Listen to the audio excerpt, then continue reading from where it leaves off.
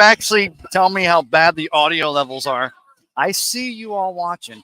Please tell me at least if I'm too loud. You can hear me. You can't hear me. The music. We got a jamming band. My guy, my DJ, Mr. Al. Come on. The band's name is the Shake Society. I knew it. These guys are jamming. I mean, they're fan. I just went live. I don't know when they're playing. It's so jamming down here, but don't do a thing because that music is fantastic. I'm just going to see if we're actually going to be able to. I'm just waiting for one person. I see y'all watching. Just tell me you can. Is the audio? Well, now it's going to be okay. So, yeah, it looks like the Rays look like the Rays dropped one tonight, and of course, Baltimore and the Guardians were last tied. You know what they got an update on that game? Probably not because you're doing because you're handling like 8 different things down here. You are like the Ringling Brothers and Barnum Billy circus clown juggler. You understand that, right? Well, and you're a clown and you're a juggler. So, hey, thanks again, my brother. So, yeah, just out here on a Friday night. The Rays game looks like it just got over. So, people are going to be coming by having a great time. The Shake Society is on stage down here at Ferg's Bar and Grill, the world famous Ferg's Sports Bar and Grill. And so what did it for me today was, I'm going to go ahead and tell you, it was the weather. Okay. So it was the lower humidity. It's that tropical thing that's going on there off the coast. I hope, please, someone. Oh, I take my glasses off. But someone get a comment. Just tell me if the sound is okay, please. Sound is better than the Rays offense. Gary Eddins with the comment of the night so far. The only comment of the night so far.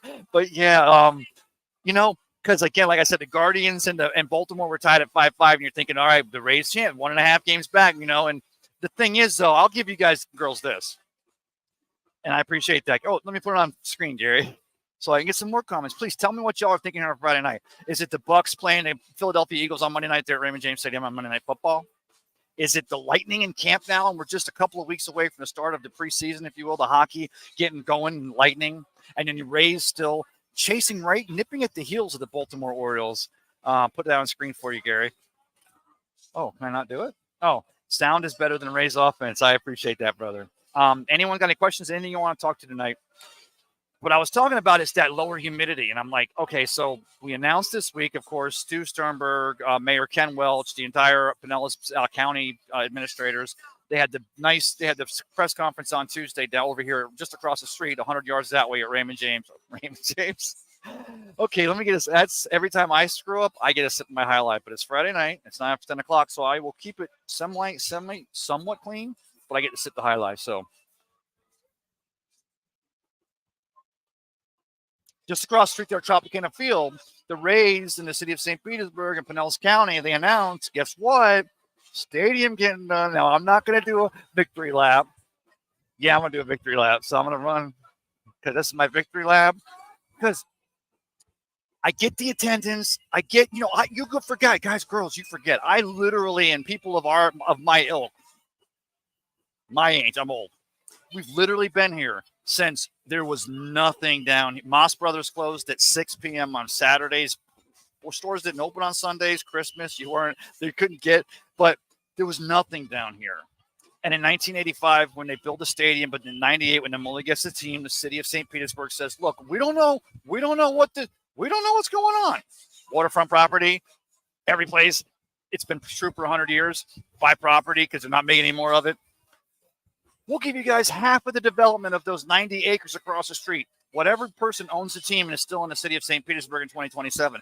So for me, it was never a question about the money. And trust me, you're still going to have to, because you still have so many costs to worry about and being on time. There's so many. It's the largest project in the history of Pinellas County.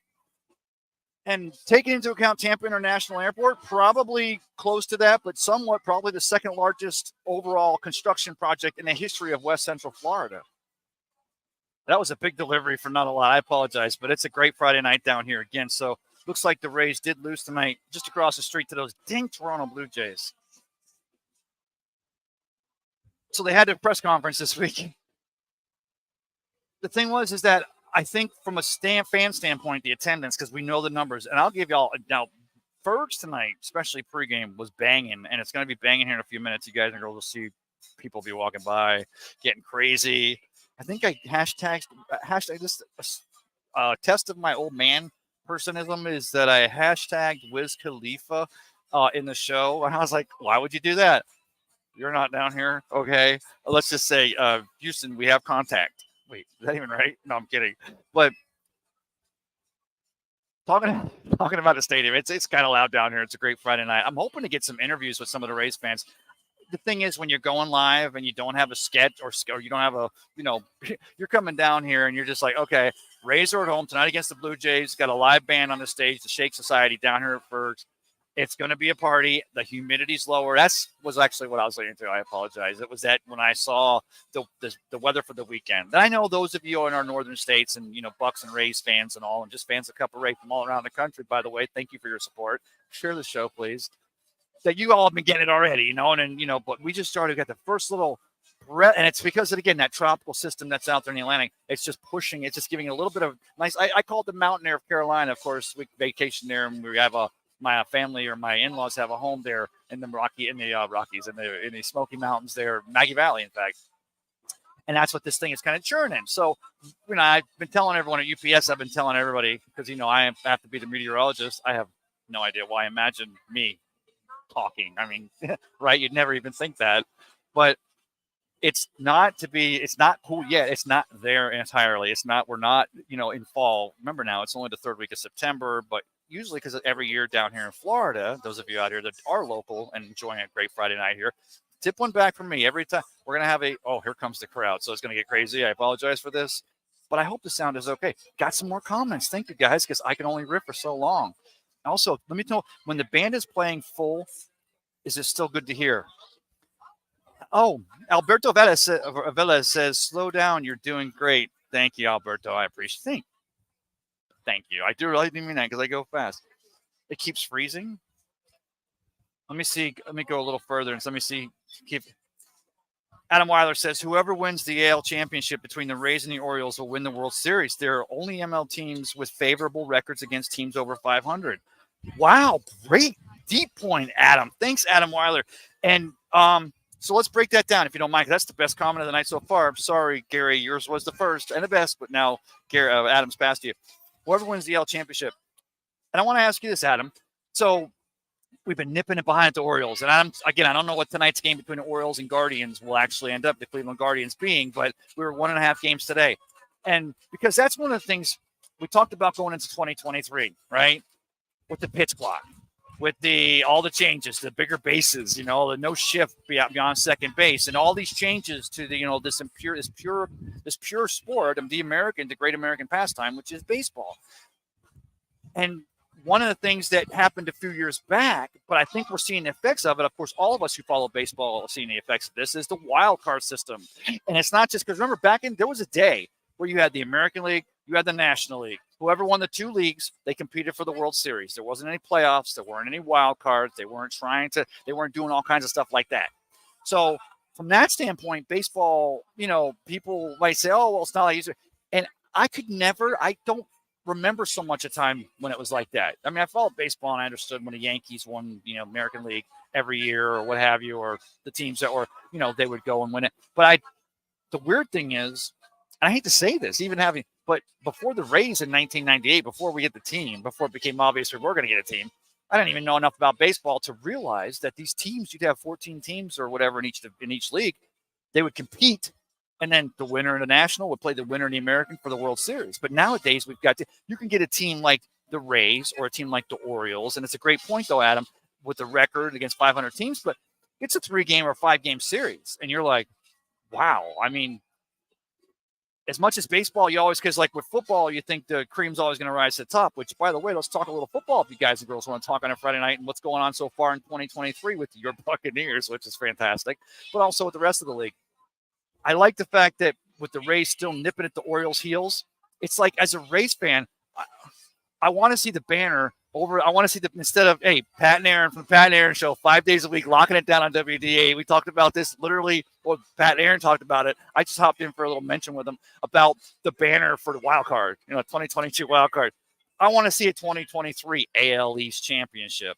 Rather see it AL. Well, actually, I want to see an American League championship, but I'd rather see a 2023 World Series championship. So we can go up that, but I hate to say this, we're still waiting for the Rays to compete with the Orioles, but I've kind of accepted it. It's like, if we're the top wild card, we host the series, and then if another wild card team, whatever teams below us wins, get jiggy playing against the Baltimore Orioles if they should be the one at the top, and we get to host another home team, So it could work that way. And then we play the Orioles in the American League Championship Series. I'm like, that's not the worst thing in the world. That could be kind of gritty, and I like that. So, Adam, thank you, man. See, good comments. You guys can get me to slow down. And again, thank you, Alberto, for that. And then good comments. Alberto's got a comment. He says, we're looking like the Durham Rays right now. Next man up for Randy. Yeah. I mean, the thing is, it's funny you should say that to Alberto, because tonight I was out here for my guy DJ Allen Matt getting ready to come do the show, and I was trying to let some of the game go by, and I'm watching it, and I'm looking at this team, and so many things have been different about your 2023 Rays. And I'm like, I understand the turnover we've had, and I understand that, oh God, I was going to insert a really, really off-color joke there. I won't. It's still innocent to I don't know. I'm not going to go there at all. I'm kidding. But I'm like, a lot of faces, and I'm like, all these new and fresh faces just continues to be a testament to what the Rays have done since 2008, and that is they have the best farm system in all of Major League Baseball, the best farm system. Because there are other systems now that may have more top prospects, and you got a Baltimore, and you got teams that have built their farm systems. But the truth of the matter is, for a sustained period of time since 2008, so we're talking, 15 years, the Rays have had the best farm system in all of baseball. And all these young faces the Rays are bringing up, and I'm like, I've seen the Rays go against the Philadelphia Phillies in 2008 and that team in 162 and everything, all the things that happened that were so magical and mystical for that team, for that Rays team to get to their first World Series. And inevitably, after a really bad weather, you guys and girls remember this. I'm going to go scorched earth on this one. Thank you for the comment. Anyone else, anything you got? We're at Philadelphia. It's game 3. We're playing. I want to say, I'm going to say it was Blake Snell. I'm trying to think it was David Price, Matt Garza, someone who's pitching. I think it was Garza. And some really bad calls. I mean, somebody correct me. I'm sure there's a Rays fan out there. I shared it on the Bucks Live page or Rays Live page. I think it was Matt Garza, but really bad calls as the winds and the rains were coming in there in Philadelphia. And the thing is, it was too early in the series to say that was the defining moment. I don't remember exactly what was the defining moment, except for when Philadelphia ended up kicking our butts and we didn't score. We lost the bats against them. And I'm going fast, I know, but I'm passionate about this. And like, remember a thought from 15 years ago, I got to run with it. Bad weather. And you guys and girls go back and Google this. Look up YouTube, look at the video. I think it was game 3. I'm pretty sure it was game 3 in Philadelphia. And there was some really bad strike calls. And the Rays just lost all their mojo. And then again in 2020, when we go against the Dodgers there in the MLB COVID bubble or whatever that thing was. But I mean, I'm kidding, but we play the Dodgers and the Dodgers just manned up on us. Again, going back to Alberto's comment, is that the thing with this 2023 team and that farm system, that deep race farm system, which has been the best in baseball again for the last 15 years. We've got all these young kids up there. They don't even know what they don't know. And I think Kevin Cash is the perfect manager in all of Major League Baseball to have a young team like this and this pitching staff and the ability that the Rays have to overcome and make it a us against the world mentality. Do you think? I don't think so. Rays lost tonight, but we're still the best team in Major League Baseball in the American League, ahead of the Baltimore Orioles. My point being that this is a young squad. I mean, get them in place. Just hope that once we get to the playoffs and we're in that quick series, and then we get to the American League or we get to the World or wherever it goes, you hope they don't get like that, which means the stage is a little too big for them. I pose again that Kevin Cash is the perfect manager to have a team like that, to take a little jiggy with a team like that and go all the way up. I'm all the way up. Oh, I wanted to share something.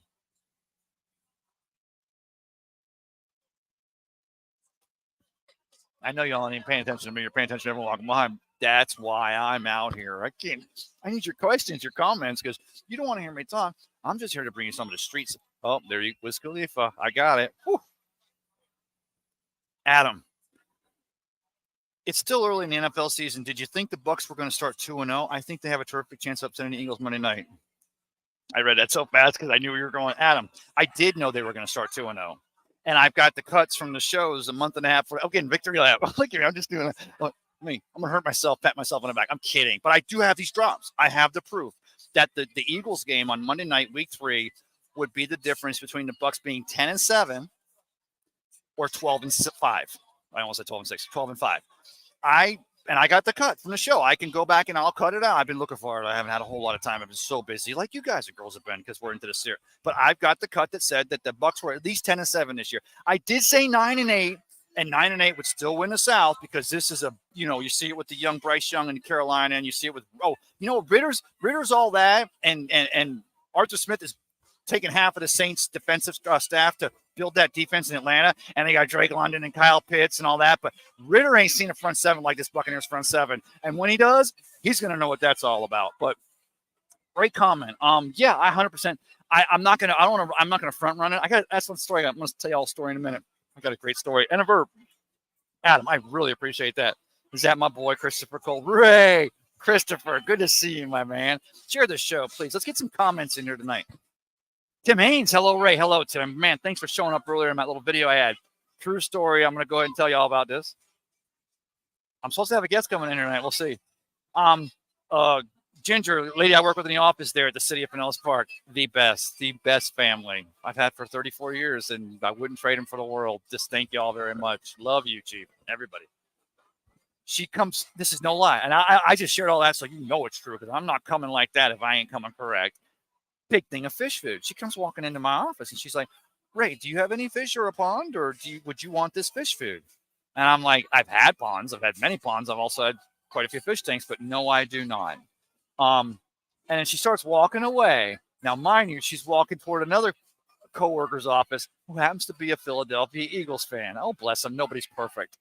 So, believe it or not, great guy, great coworker. He started talking a little bit of trash the day before yesterday. Honest to God, hand to God. He starts talking a little trash.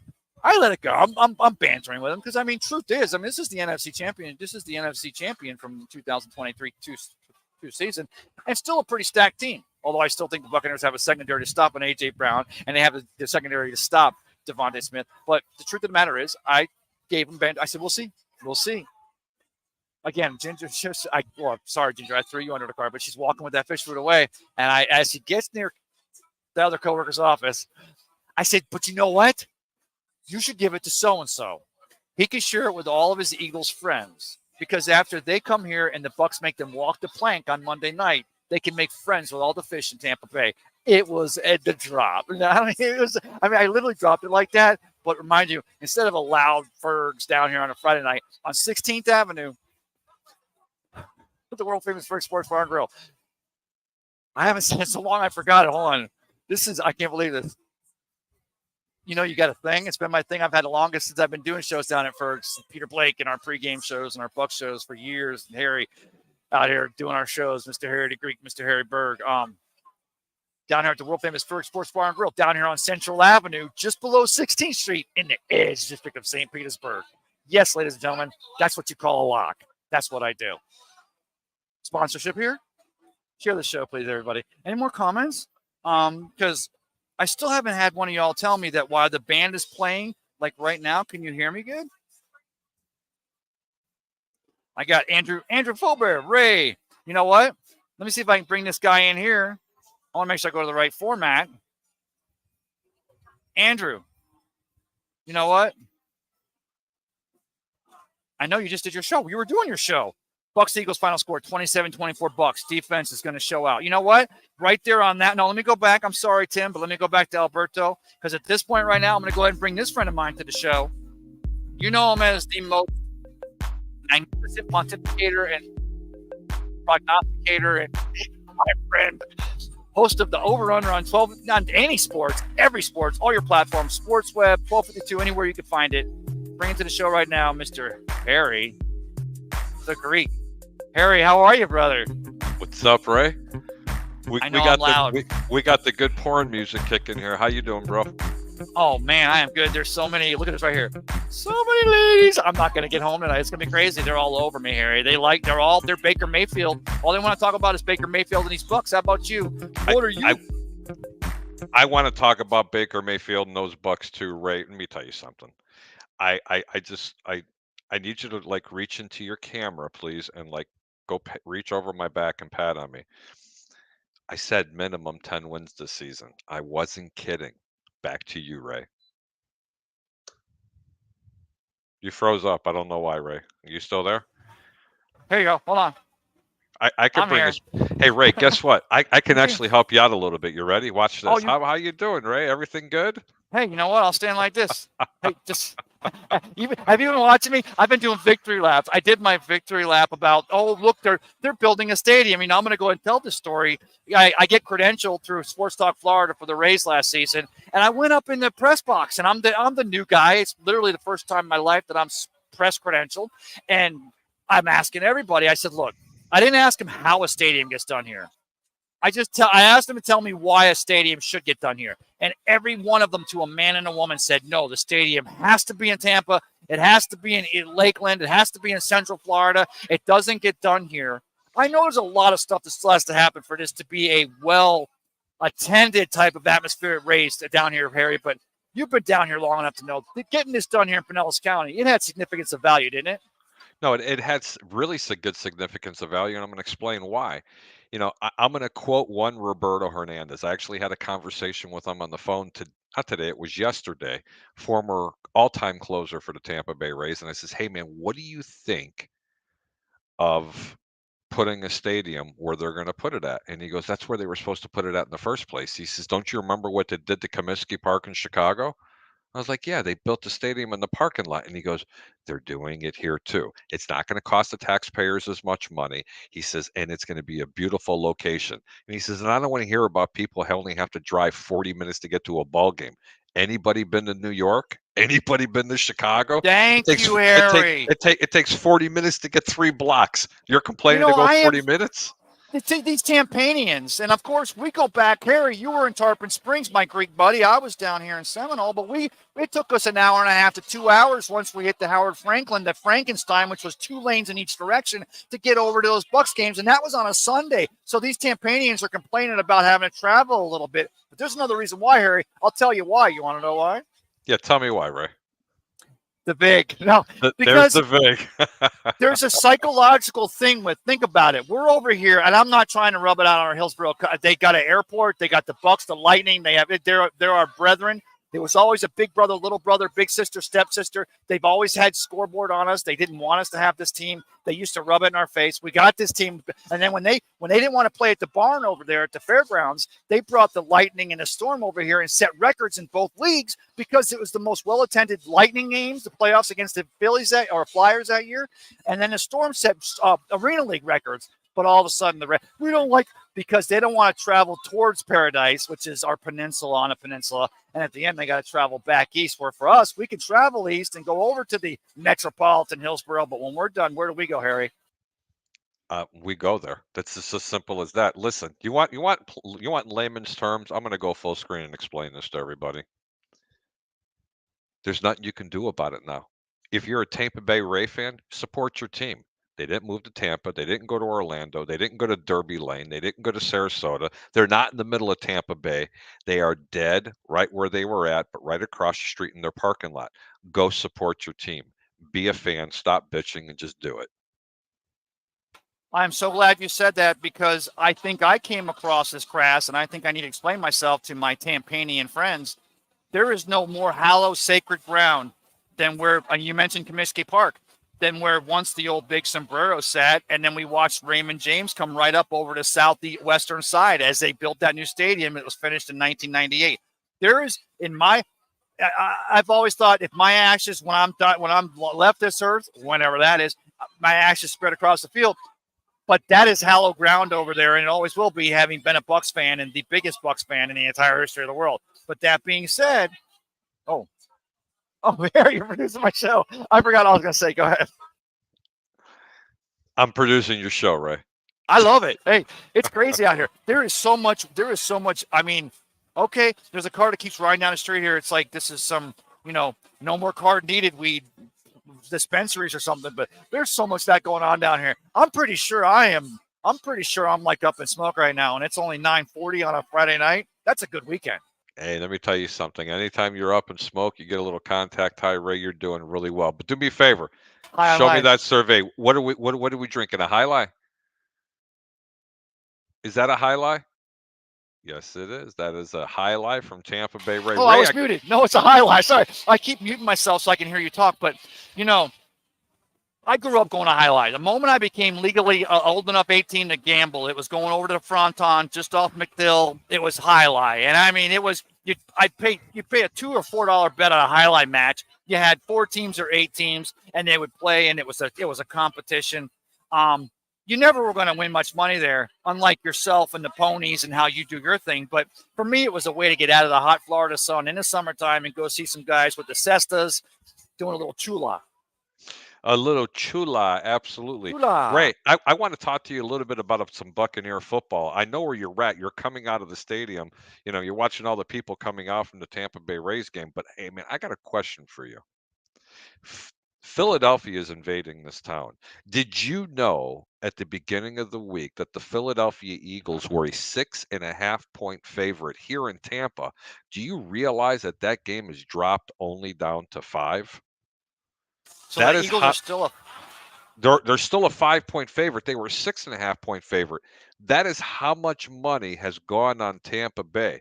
Hey, I think some of the pundits are starting to believe in this team. Those are the same morons that were saying that this team would only have 2 wins this year.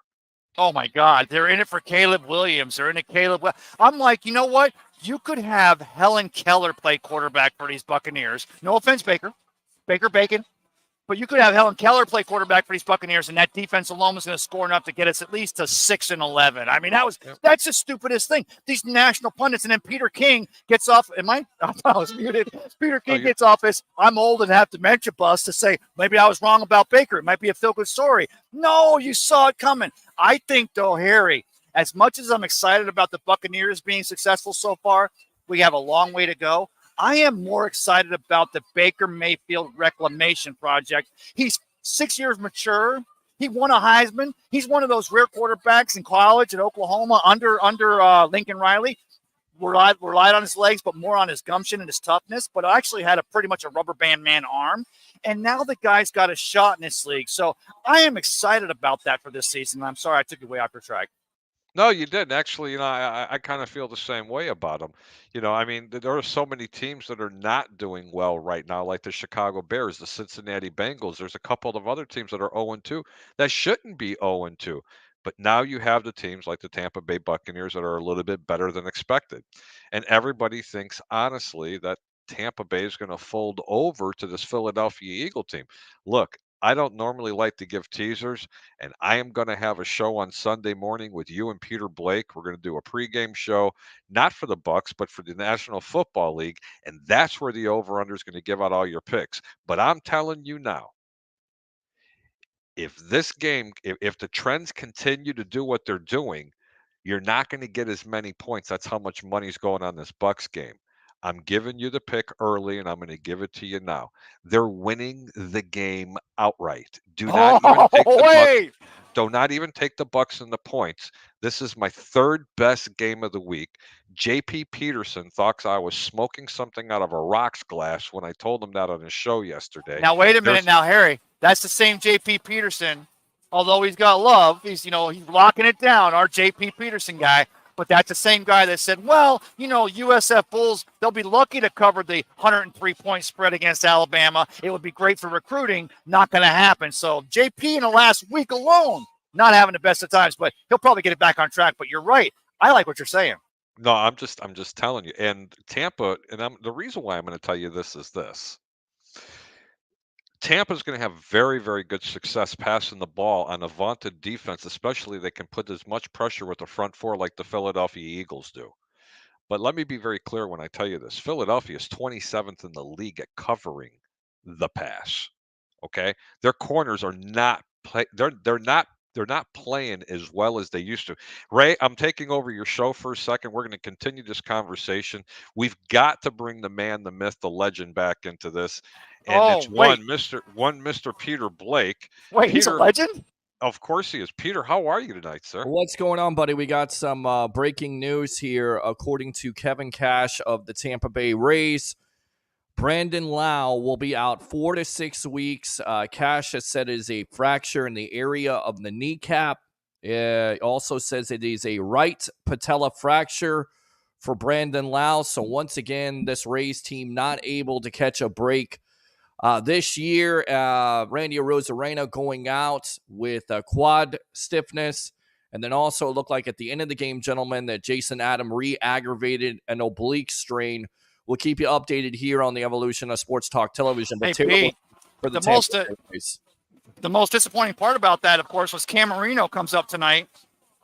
And I've heard how he can play third and shortstop, but I don't think that kid's got experience at second base. And, man, losing Lau here down the stretch, but more importantly, into at least the first series, if not the second series, maybe even getting into the AL championship, that's going to make these Rays. That's one of maybe the biggest hurdles Kevin Cash has had to get over this year.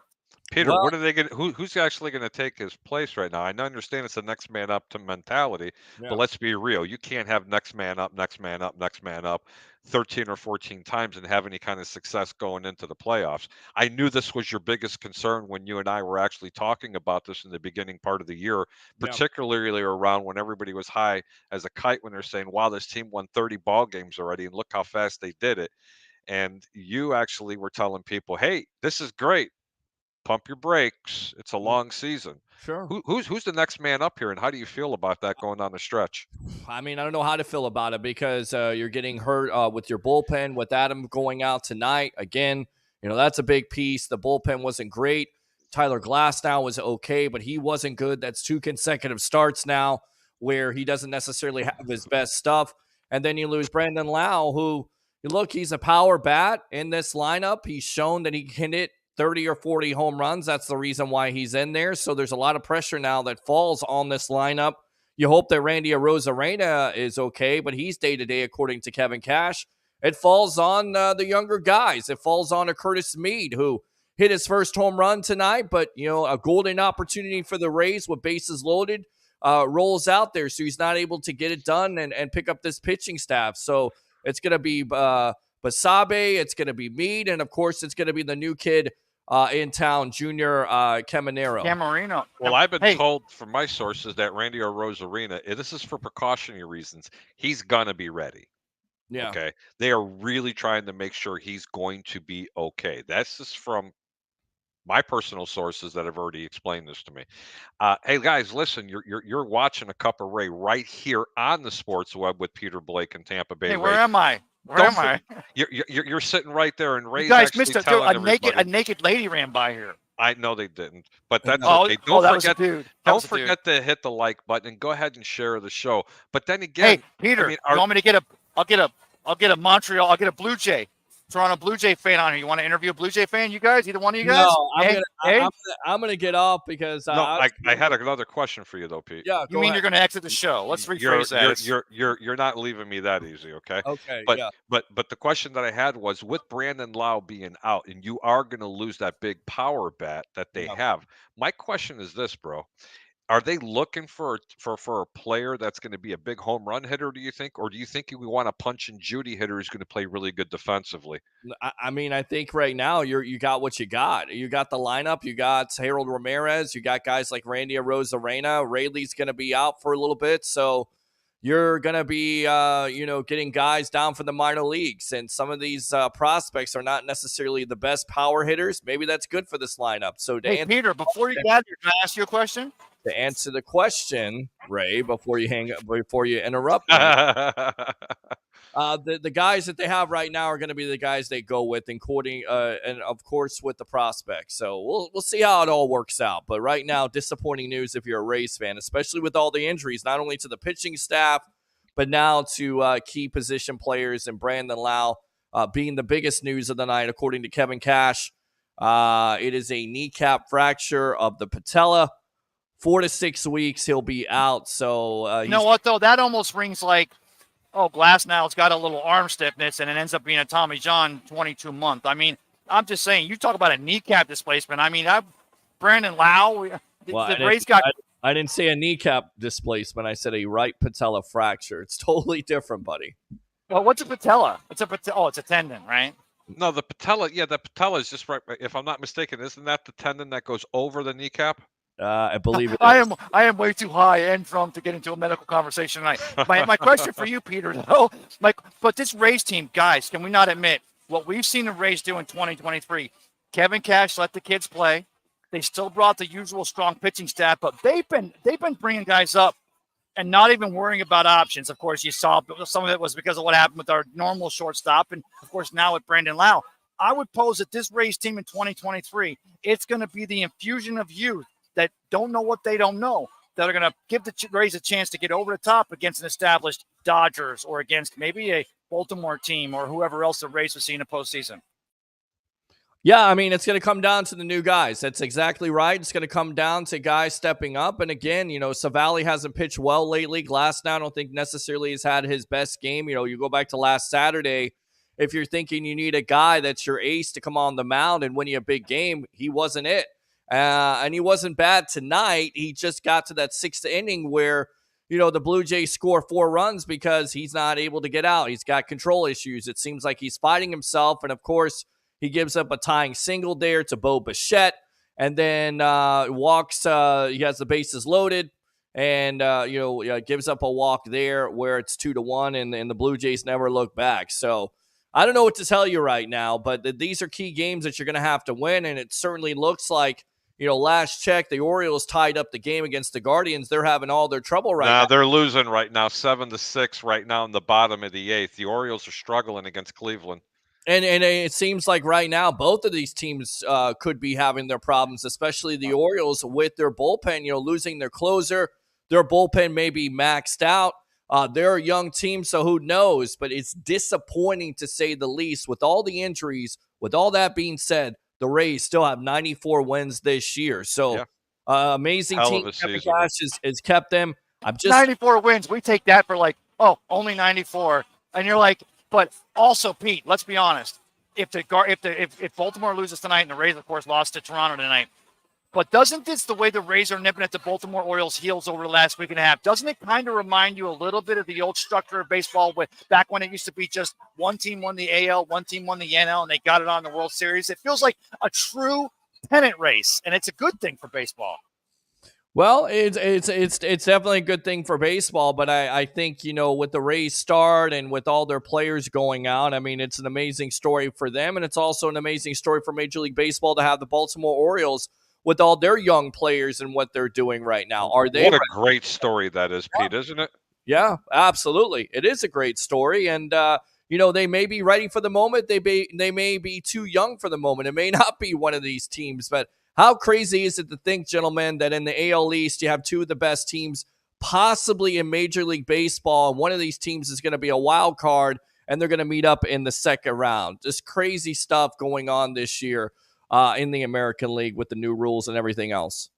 Yeah, that's true, Pete. Go ahead, Ray. I was going to say, speaking of crazy, Pete, you were in a stadium last week with Leo of Amped Up Sports. Of course, I have the pleasure of being with you over at Raymond James tomorrow as the USF Bulls take on the Rice Owls, which Rice has got a pretty darn good team and an All-American player on that team. It's going to be one heck of a game. But what was it like last week? The rainstorm, the delay, but they not only did they cover the spread, the Bulls played a pretty respectable game. Well, I think it's missed opportunities, right? I mean, the offense has the opportunity here, especially with the Byron Brown, to complete some passes down the field. I think they missed out on some opportunities to go down the field. They didn't do enough, but that team, with their effort, definitely stuck with the Alabama Crimson Tide, and that's saying a lot. Number 10 team in the country. Yeah, you can say whatever you want to about Nick Saban and his quarterback situation, but give credit to where credit is due. Alex Golish had that team ready. They competed for 4 quarters. It was a lot closer game than that score represents, 17-3. And he asked Harry about, that. Well, I got a question for Harry. Can I ask Harry? Oh, no, go ahead. I'm sorry, Pete. Go ahead. The 32-point spread, the USF really did a number on Las Vegas with their effort last week. And hopefully they can carry over that effort versus Rice because, look, everything they accomplished versus Alabama, and I get it's a loss, but it's a respectable loss. There's no moral victories, but that was a moral victory versus the Crimson Tide. If you go out there tomorrow and you don't put out that same effort versus Rice, it's going to be all for naught. Well, Pete, let me ask you this. No, let me ask Harry this because I was going to ask Harry this. Alex Golish, of course, he was the quarterbacks coach, but part of that Tennessee program that set records and led the entire nation in scoring. And he comes here. But is it, guys, I'm asking both of you, but I'll go to Harry first. Is it any surprise with how we expect our Bucks to play and our Lightning to play and our Rays behind good pitching and great defense that we shouldn't expect the same from our college football team, our USF Bulls? And it was such a, we're looking for that big offensive to score, which is going to happen. Golesh is going to do that. but yet to have that strong defensive-minded performance reminded me of JPP, reminded me of Jim Levitt, reminded me of good times with Leroy Selman, and maybe with this USF Bulls program, it's about to get back on track. I don't know how to answer that question, Ray, because I really didn't understand it. Please forgive me. Wait, was I was talking too loud. Pete, did you understand any of that? Yeah, I definitely understood the question. He says, is it too much to ask for the USF to play the way that Tampa Bay and the Lightning have been playing? Of course, the expectations in here in Tampa Bay in this area. But Okay. I will answer that question. USF right now is rebuilding. I mean, they're rebuilding their whole foundation. You lose your 2 starting wide receivers to Colorado right now, which, by the way, Xavier Weaver, Jimmy Horn Jr. doing some great things with Deion Sanders. Can you imagine if you had those wide receivers on this team with the Byron Brown? You would be feeling a lot better about this offense going forward. But Pete, isn't the fact that you almost had those 2 characters here and then the performance you have against the Alabama last week as a defensive, and then Alex Golesh is able to go into the homes of these 3 and 4 and 5 star chip recruits and say, look, we almost had these 2. If we would have had them, we might have beat them. But this is what we're doing here. I pose it even in a loss last week, one of the biggest moments in the last decade in USF football. Well, it was a big moment in USF football, even though it was a loss. But you're exactly right. I don't think anybody expected them to compete versus Alabama, and they were able to do that even with those losses. So we'll see how it works out. It certainly seems like, and this is early in the process, but it certainly seems like Alex Golesh could be the right answer for this coaching job. We'll see how many wins they get this year. We'll see what type of effort going forward off of this Alabama game, because Harry, as you always talk about in sports, it's all about it's about the momentum. Can they carry over this momentum? Can they have that confidence versus these teams going forward on their schedule, especially Rice tomorrow? That's actually a really good point, but I don't want to poo-poo on anybody's parade here. I did watch the game. Yes, everybody's going to talk about, especially for recruiting purposes, the way they played Alabama is touch, but they did it. Let's be real. There were so many factors that led up to this game. Alabama is not as bad as what they showed, and USF is definitely not as good as what they showed. This was a case that Nick Saban, for some reason or another, decided to channel his inner NFL coaching thing and act like a complete buffoon, and benched his starting quarterback for a rookie and a transfer from Notre Dame or Purdue. I forgot which one it was. But anyway, long story short, had no experience with this team whatsoever. And let's be honest, they just kind of got off guard. They could never get in sync. And then the storm came. It was just one thing after another. It was a perfect storm. Hold on. And they still won the game. Unfortunately, I don't believe in my heart that this USF team's going to win more than 4 or 5 games this year. They're just not that good. But I can see what they're building. And Peter, you are so correct when you're talking about momentum. That can start to generate and make it a lot better. And who knows, they could win a lot more games. I expect this team, not this year, next year, they're going to significantly improve. And you want to know something? You could possibly be talking in 2 years, a top 20 team in the AP polls. And that, my friend, is very significant compared to where they were a couple of years back. Hey, let me ask you guys. Hold on, and I think 4 to 5 wins would be something that a lot of USF fans would be excited about, especially with the last should be with Jeff Scott. Yeah, no, absolutely. So it's a building block. It's all about building this team. Are they going to be in the national championship conversation? Of course not. Are they going to win in the division? Of course not. But you get 4 or 5 wins, you start to build momentum, you start to build a foundation once again with the players that you have in that locker room. I think a lot of USF Bulls fans would be happy with that. Go ahead, Ray. Well, no, not right. But I want to ask you guys both your opinions. You talk about a Dabo Swinney in Clemson. The guy could not do anything wrong just a couple of years ago. You talk about what Nick Saban in Alabama and what it always meant to go to Crimson Tide because you wanted to be just like Forrest Gump, right? But now with the NIL in 2023 and Deion Sanders and primetime and every college is utilizing that portal and everything. Not only are we getting great football from week 1, but is that what's making Alabama and Clemson come back to the pack? The fact that other schools now can utilize every resource they had and sell these young recruits on the fact that they're going to be able to feature them in their offense or defensive systems? Pete, can I take this one next? Yeah, take it. Go ahead.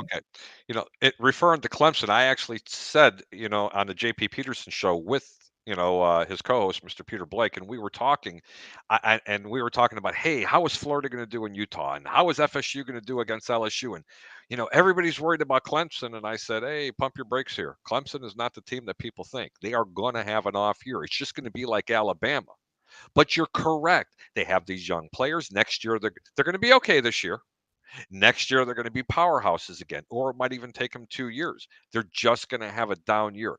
This is the year for teams like the Florida State Seminoles, who everybody knows I'm not a fan, but I am a fan of what they're doing. Okay. They're going to be a top 10 team, and they're going to finish the season as a top 10 team.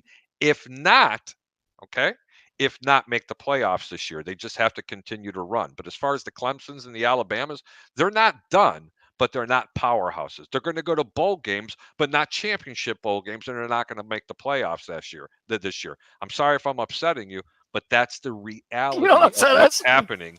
You don't upset us. That's going to not you guys, not the people on the panel, but the people that actually watch the show, because there are teams, there are people that watch the show that are avid SEC Alabama fans and Clemson fans. It's just nobody's perfect. They're not that good as they were. Doesn't mean their programs are bad. That just means that they're just in hibernation a little bit and recruiting and developing their players. What do you think, Ray? I want to know, Peter, are you and JP going to be out at the Bucks game again Monday night doing your thing? We will be out there live here on the Sports Web after the game. We'll also be at the patio. I think it's going to be 4 to 6. We'll see. It's usually 5 to 7.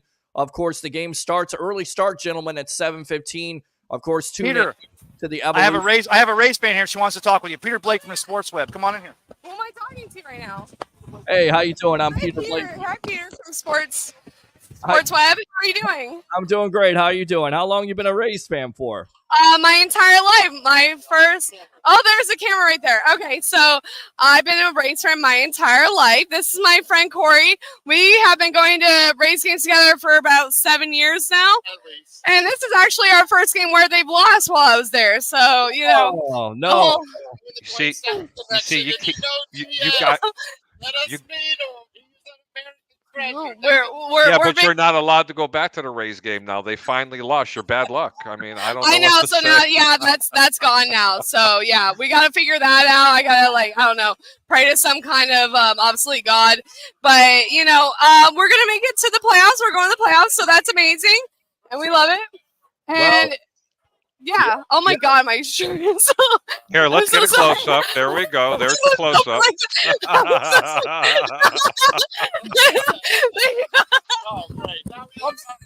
Wait! You thought I was putting you on for your sports analysis? I'm kidding. Nice to meet you. Oh my God, Ray. Hang on. Put her back on. I want her to. No. Put her back on. She's wait. He wants to talk. Do you want to come back? He wants to ask you one more question. Just for a second, okay?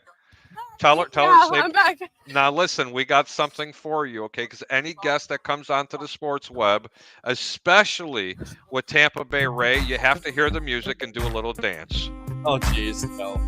Wait, I have to do a dance for what? What? Don't you hear the music? Feel the groove. Feel the groove.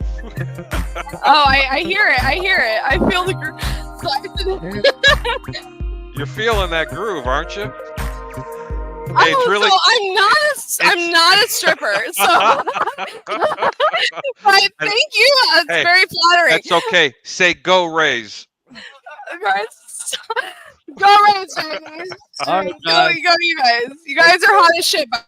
Thank you. We appreciate that. They looks like they went they went dead on us, Pete. I think we got lucky. I think we did get lucky here. I think he did. Can you remove him out of there? I'm going to go ahead and remove Ray for a minute. Actually, I think Ray is back. Yes, he is.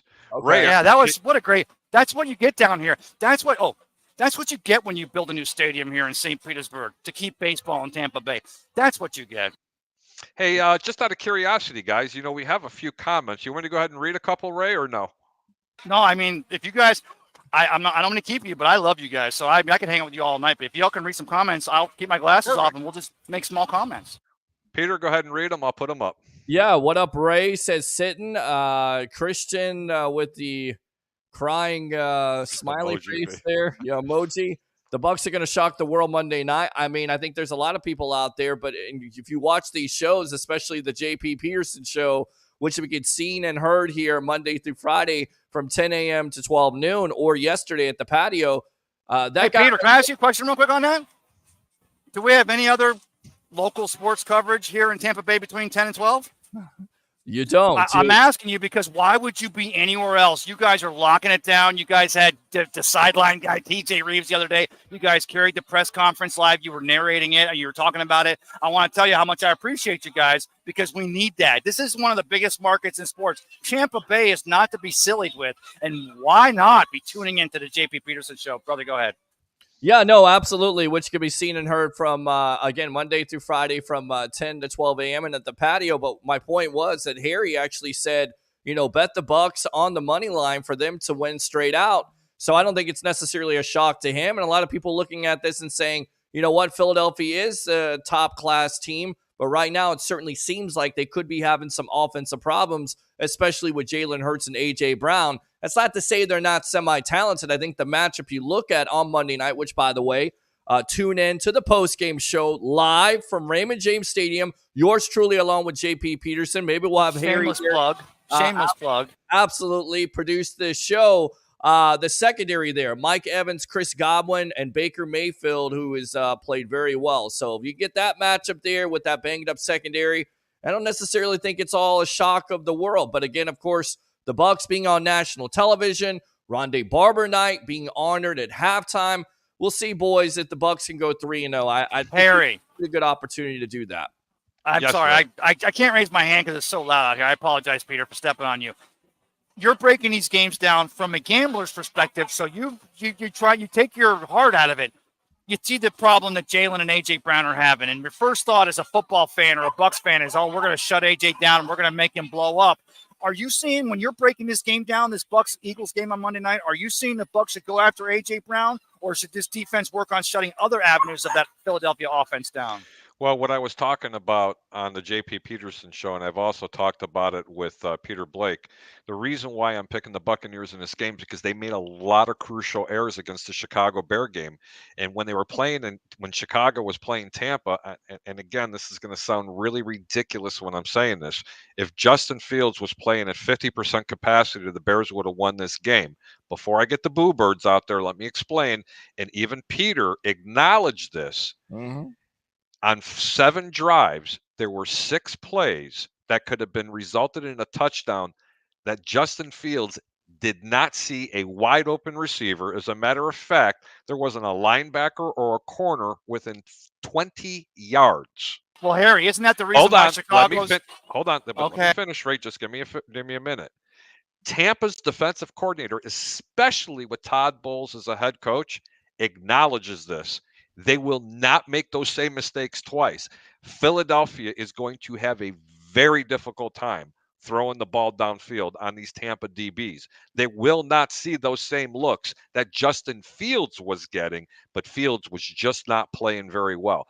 That is the only reason why I am picking the Tampa Bay Buccaneers. They will score 1 touchdown on defense, and they will create not 1, not 2, but 3 turnovers and give field position to the Tampa Bay Buccaneers. Now, Peter, have I been wrong ever since I've said that about the amount of turnovers or sacks or interceptions? Can we go full screen for a minute? These guys taking a picture. Hold on. Can we go full screen? Come on in, guys. So we're on a... Oh, you want to get in here? What are we talking about? We're talking about Bucks Rays. Well, The Rays? Oh, God. We're talking about McDonald's and I have actually a genuine question about the Rays. This is a genuine question about the Rays. A gender question? Genuine question about the Rays. Okay, so I'm a Cincinnati Reds fan through and through. Excuse me, I'm not in the AL. I'm not in the AL. But my question is this. Okay. And I mean this as a baseball fan mostly. Wander Franco. No. I mean this as a baseball. No. Contractually, can they get out of it? Yes, they can. They can't because of the clause that they have. Peter, go ahead and take it. You know a little bit more about that, Peter. Yeah, Okay, definitely get out of that contract if he is guilty of something. He hasn't been guilty of anything at this point. He's on administrative leave with Major League Baseball, so we'll see how it works out. But it certainly seems like this organization has turned the page. Of course, Big Papi David Ortiz coming out today saying that he would help Franco out. We don't know all the details to this story, so I'm not gonna really get into it. But can the Rays get out of this contract? If he is convicted of something, you better believe they can. We'll see how it works out in the future. Because any athlete with any kind of major structure who's going to get an absolute huge payday is always going to have a what kind of clause do they call that, Peter? It's called a morality clause. It's a exactly. morality clause. Trevor Bauer. Yeah, it's going to have. I'm all in there, and they don't even. So Trevor Bauer.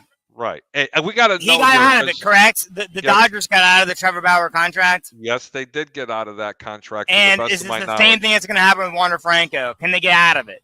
Essentially, is my question. If he's guilty. If he's guilty. Which he's going to. Well, I mean, come on. Well, we don't know that yet. We're just assuming, again, it doesn't look good, okay? If that's what you're alluding to. When there's smoke, there's fire. Hey, but inquiring minds want to know, what kind of beer do you drink? Do you like Budweiser, Miller Lite, Heineken, Heine? What do you like? I'm a Cincinnati guy, so I'm a Rheingeist local. I'm a local beer guy in Rheingeist, and if you haven't had it, it's the best beer. It's amazing. Rheingeist. Really? Yeah, no, it's amazing. Hey, look, instead of looking at the computer, look up at the camera so we can see them face. There we go. Look, there you go, man. Yeah. There you go. So, Rheingeist Brewery, it's just north of Cincinnati. It's the best beer. Also, go Reds. Go Reds. That girl's twerking for us. It's irrelevant. It's irrelevant to Tampa, though. It's irrelevant to Tampa. You know, I have a question for you. You know what? Yeah, what's up? That guy next to you, his name is Ray Kennedy. He's a famous sportscaster. This is Ray Kennedy. That's Tampa Bay Ray. Nice to meet you, Ray Kennedy. Tell him that Harry the Greek said, because you smiled, that you're going to buy him a beer. Oh, you're going to buy me a beer because you smiled. Oh, you got look at the camera, first of all. You're going to buy me a beer because you smiled based on what I said, I guess. And I can be a recurring guest if you need. Absolutely. If you don't mind, thank you. I want to hear you say go Rays and go Bucks, and go ahead and give the microphone back to Ray. Okay. Can I get one last thing in there? Absolutely. Go right ahead. Keep it clean. I'm going to look at the camera for this one, too, as well. Okay. There was a Cincinnati reporter. I don't know his name. It was the guy, though. He wrote a report on, and he said, Ellie De La Bust. And I am so mad about that. Ellie De La Cruz from Cincinnati Reds has brought baseball life back to Cincinnati. I cannot believe. Okay. We were at Eddie De La Cruz. Go ahead. I'm talking about Ellie De La Cruz. I'm not talking about Pete Rose. Excuse me. There was a reporter who said Ellie De La Bust. I cannot believe that. He has brought energy, life, hope back to Cincinnati. That reporter should be mad about themselves because I bought tickets to his home game. Most people in Cincinnati did.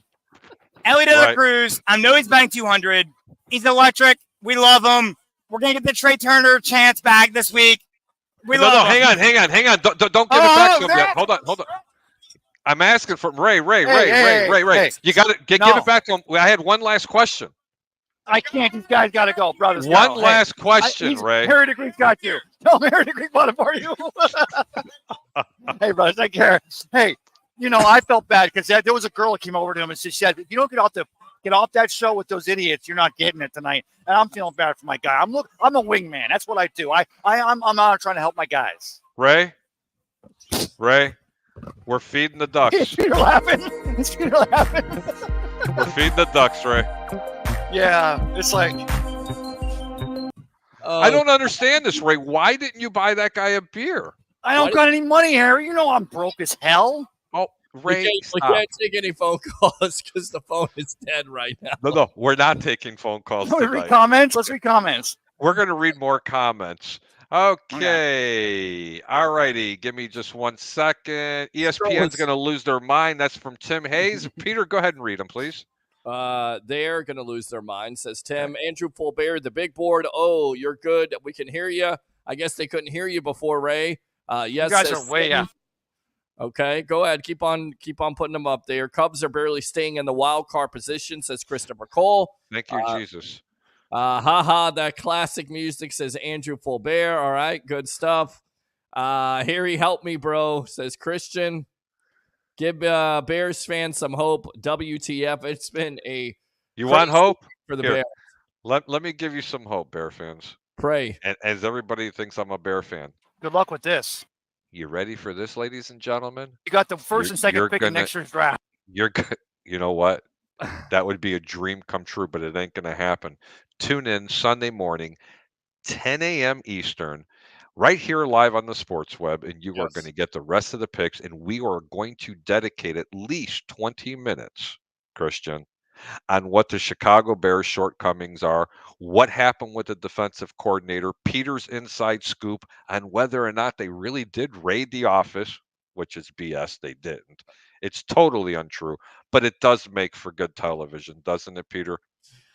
It makes for some interesting television, that's for sure. And then Hey, are you guys checking out the smoke show over my left shoulder over here? Well, let's see. You've had that already. You've had a couple women come by, and you've just been talking your guts out. You didn't even look. Somebody was twerking there. They were twerking, Peter. That was my mom. Will you shut up and be quiet? I miss hearing that music on Friday evenings. I think we all do, guys.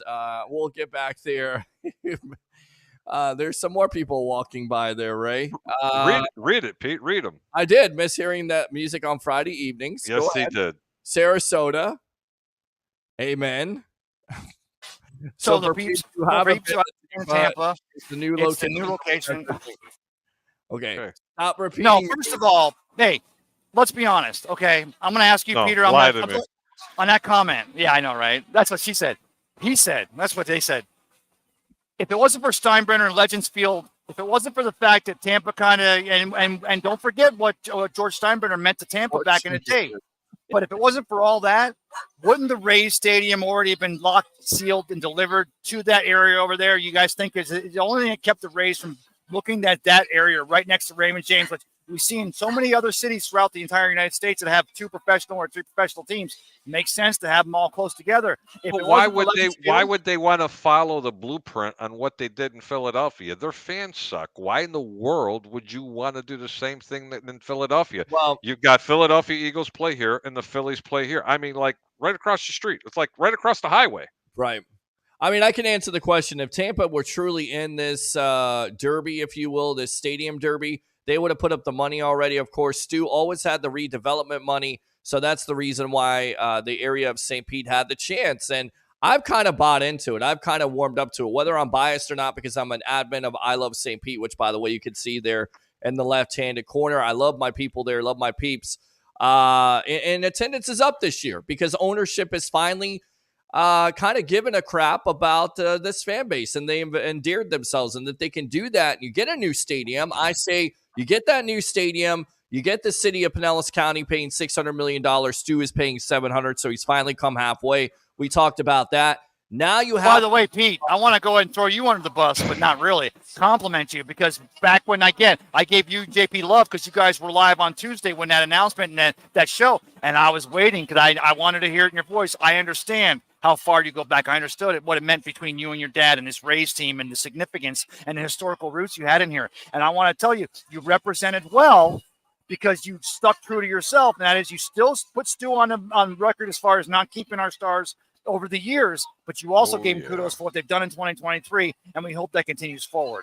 Yeah, I mean, I hope it continues forward, and do I want to see this fail? Do I think it's going to fail? I'm not sure. I mean, I think there are baseball fans in the Tampa Bay area overall. It's not just in Tampa, it's in St. Pete, it's in Clearwater, it's other surrounding areas. So to sit here and say that the Tampa Bay area can't support a baseball team is simply not true. If you have ownership like Jeff Vinnick, if you have ownership like the Glazers and the Tampa Bay Buccaneers, and you're going all in, and your team is winning consistently, I definitely think you can have some baseball fans. It's been shown this year. Even with all the injuries, this has been an exciting year, an exciting ball club, and I think the future is bright if you can get the deal done. Now, it's a big if. Peter, let me ask you something, though.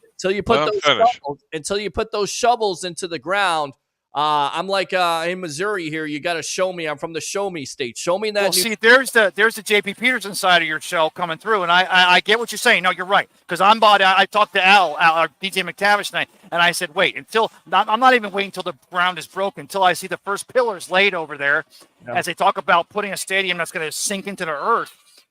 But I heard JP when he also responded on there that he thinks that this is a move by Stu Sternberg to sell this team. And tell us, Peter, have you thought about this? How would it help Stu Sternberg now that he has a deal in place? Will it be a lot easier to find a buyer for this team? Do you think Stu Sternberg is looking to possibly unload the Rays before this project gets done?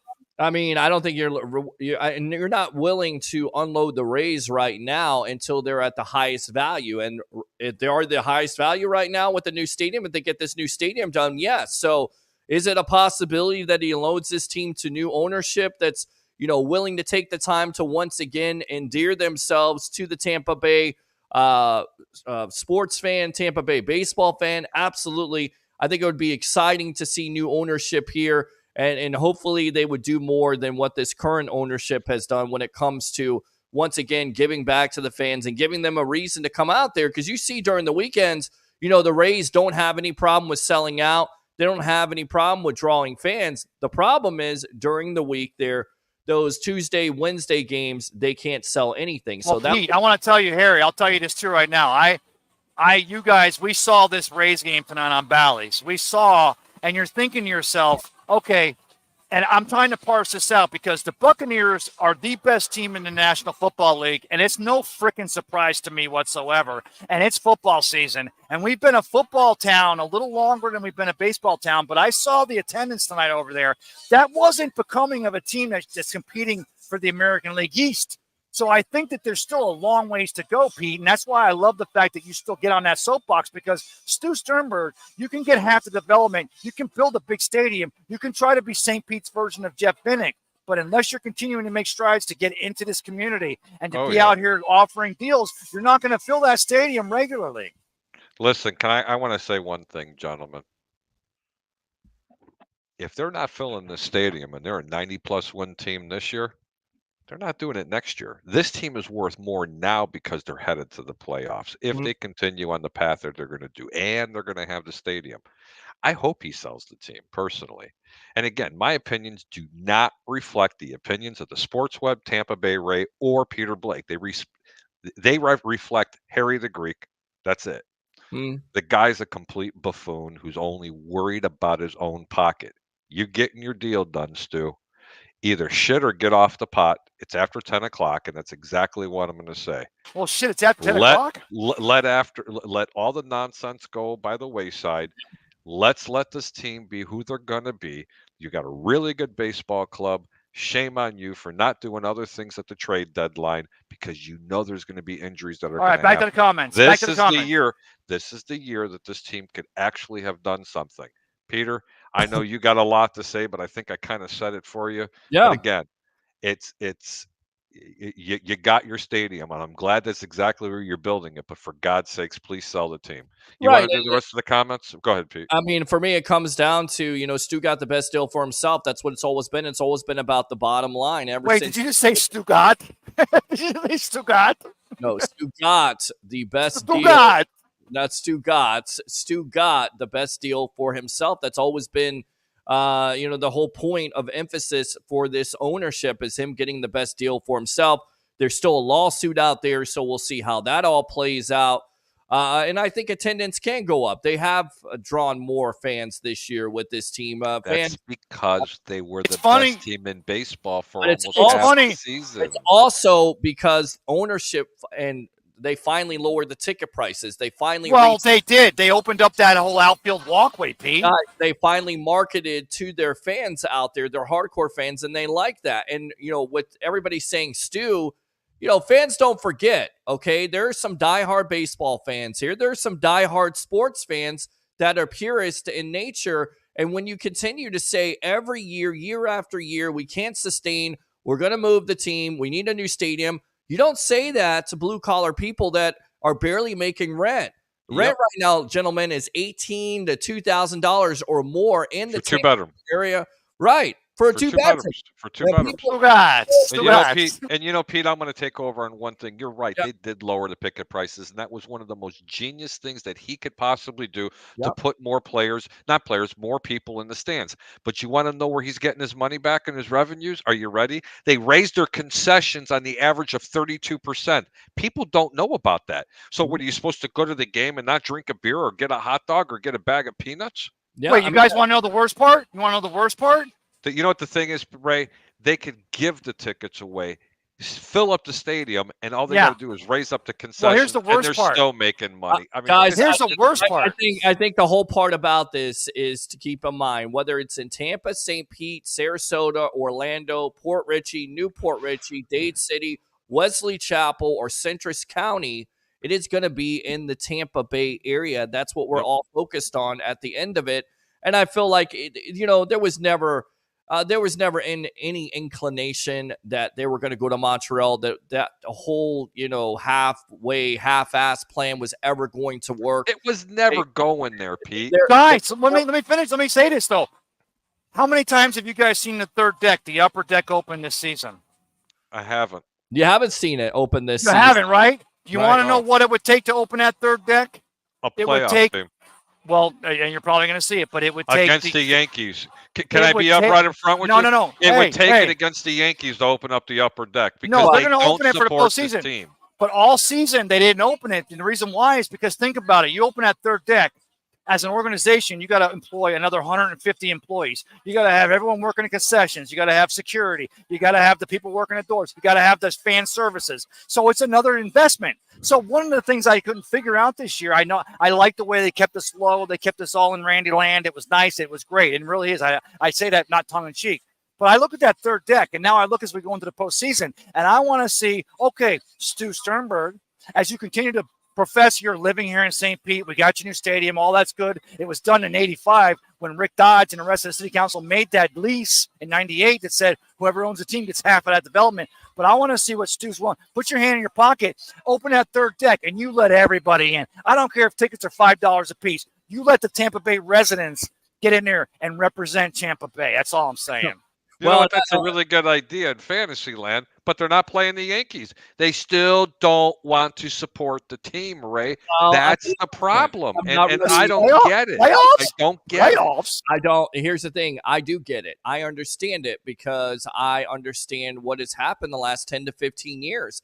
And it has been by design from this ownership. Every year when an owner comes out and says, my fan base stinks, we have to move the team, we have to have a new stadium, that has basically made fans not want to come and support him and not support the product, even though the product has been good.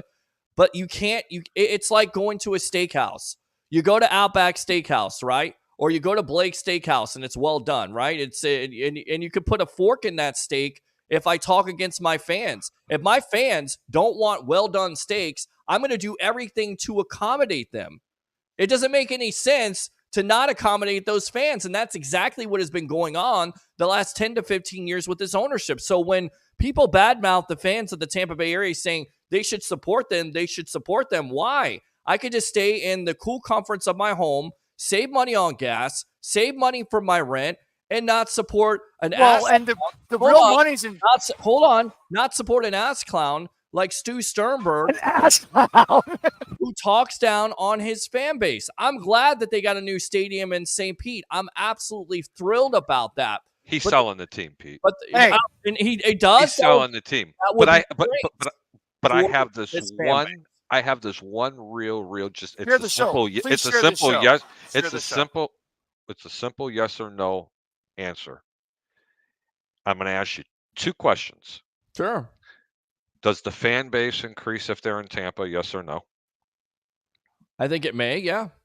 Does the fan base increase more if it was in Lakeland or Sarasota?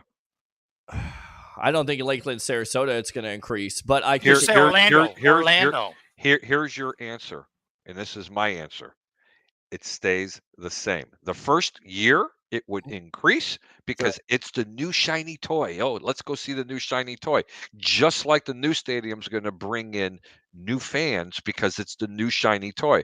I don't think it would be any different as Well, long as this owner is in place. I don't care if they put this in the middle of the state and gave free tickets away to 5 different counties.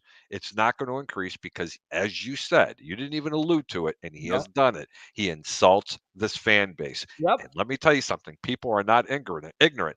This isn't 25, 30 years ago. Right. With all the political things that are going on, people get very offended. Are you kidding me? Now, you guys saw the picture. I You look saw at the a lady picture. the wrong way, and she's like, "Oh my God, you offended me by looking at me the wrong Now, way." wait. Can You saw the imagine what he picture. says? You saw the picture of Stu Sternberg and me on my Facebook page. I got the chance to have an extended chat with him over here at Tropicana Field back in May or March when we were doing the Fan Fest Day. And I asked him, I said, Stu, people want to know, why don't you care more about people and spending more of your money? And you know what Stu said to me? He said, Ray, I didn't become a billionaire because I worried about how I spent my money on other people. The guys of the matter is the guy who owns the toys owns it all. He has the ball. He can just go home. And I mean, the fact of the matter is he bought this team from a Namoli group. He got a great deal on it. They had their eyes on this lease deal going on. They knew a new stadium could get done here. He tried to sell. He almost tried to get the half of the development rights and only have a stadium here half a year. And they were going to have it half a year in Montreal. And he almost got that thing through. But we said, no. If you're getting half of it. He never had any chance to Well, get. He tried.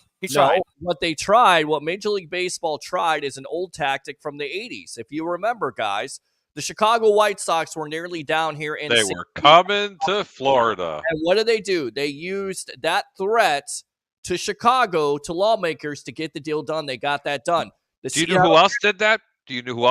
Seattle and Toronto. They used Tampa as bait.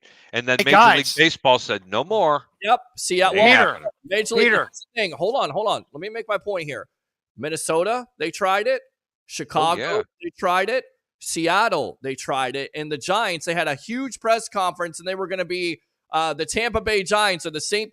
Petersburg Giants. And guess what, guys? They got a new stadium. This time, they did it locally. They got a city like Tampa to be their little patsy, to put that threat out there that they were going to get a new stadium. And guess what? St. Pete got it done, just like the ownership wanted to get done. They got the better deal, the best deal for themselves. That's what it's all about, guys. There was never any threat of them leaving here or going to another city. It was the threat of saying that they're going to go to a city. That's what made it happen. I still think they're going to sell the team, Pete. That's my own personal opinion. Well, I mean, if it's sell high, I mean, it's just like, I'll be honest with y'all. You wonder what's going on down here at the world famous First Sports Bar and Grill down here on Central Avenue, just below 16th Street in the edge district of St. Petersburg. And I'm like, the moment they put this deal through, this property increased, I'm going to take a wild guess here, 5-6 times in value, maybe 8. Sure. I mean, it was already going to be increasing because they're building condos 16 blocks that way. But now you got a whole stadium complex and a whole thing going on, that St. Pete version of Jeff Bennick. And I'm like, what's going to go on here at first? Fact of the matter is, the city of St. Petersburg back in 1998, when they signed a lease with the Namoli Group, and they signed a lease with the the Devil Rays, which became the Rays, and they said, look, all we're saying is, if you guys are still here in 2027, you get half of this shit. If you're not, then we're going to keep it all. And the Rays, they tried to say, well, we're still going to be here for half a year, but we're going to be in Montreal for half a year. And I won't lie to you, from a weather standpoint, it made sense. As a Rays fan, if I could afford it, I'd go to Montreal in September. It ain't like Florida in September. I might enjoy that playoff series. We're gonna go to the comments really quick because I got to tell you what, I got to go sum it up here between the sheets. It's not a big deal. Andrew Faubert says, "Is there any chance this push for the Rays helps get the new stadiums for the Bucks?" Peter.